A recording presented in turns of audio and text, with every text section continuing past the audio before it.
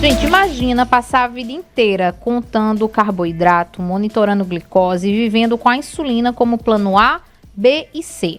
Agora imagina o corpo, voltar a produzir insulina sozinho. Foi isso que pesquisadores na China relataram em um caso que virou manchete na ciência. Uma mulher de 25 anos com diabetes tipo 1 voltou a produzir insulina após receber um transplante de células feitas em laboratório a partir de células dela mesma. Quem explica melhor esse cenário promissor é o professor Marcelo Bezerra na coluna Biocidade desta semana. Olá, bom dia para você também. Sejam todos muito bem-vindos a mais uma coluna Biocidade. Uma mulher de 25 anos com diabetes tipo 1 voltou a produzir insulina após receber um transplante de células feitas em laboratório, a partir de células dela mesma. O estudo saiu e é descrito numa revista científica como um marco por ser o primeiro registro de controle glicêmico independente de insulina com esse tipo de abordagem autóloga, ou seja, da própria paciente produzindo ou do paciente produzindo insulina. Mas o que é que os cientistas fizeram? Os cientistas pegaram células da paciente, resetaram, um termo aí bem de informática, essas células para um estado parecido com o embrionário, que a gente chama de pluripotente. E a partir daí treinaram essas células para virar algo que se comporta como o que a gente chama de ilhotas pancreáticas, que são o conjunto de células responsáveis no pâncreas pela produção da insulina. Depois, essas ilhotas foram transplantadas no corpo. Quando o corpo voltou a produzir a insulina, em cerca de 2,5 a 3 meses, a paciente começou a produzir a insulina suficiente para parar de depender de aplicações externas, mantendo a glicose estável na maior parte do tempo no acompanhamento. Teve até frase que viralizou pela simplicidade do impacto, quando ela disse: agora consigo comer açúcar. Veja que felicidade e veja que conquista dessa paciente.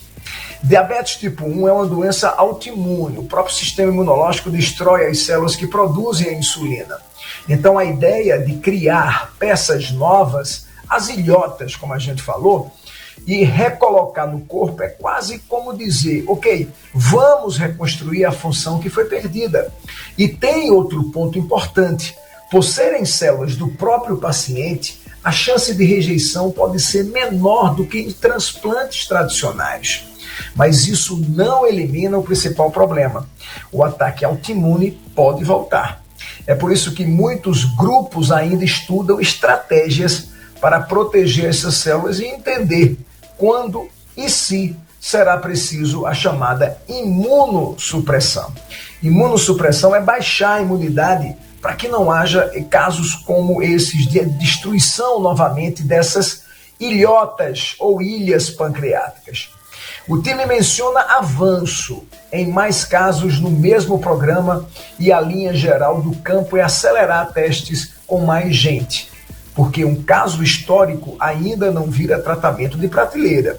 Ensaios maiores são o que vai dizer com segurança repetibilidade e durabilidade. Você deve estar perguntando: mas isso serve para o diabetes tipo 2? Ainda é cedo para cravar. Tipo 2 não é, em geral, destruição autoimune dessas ilhotas, é principalmente resistência à insulina. Isso acontece com o tempo e pode haver queda na produção.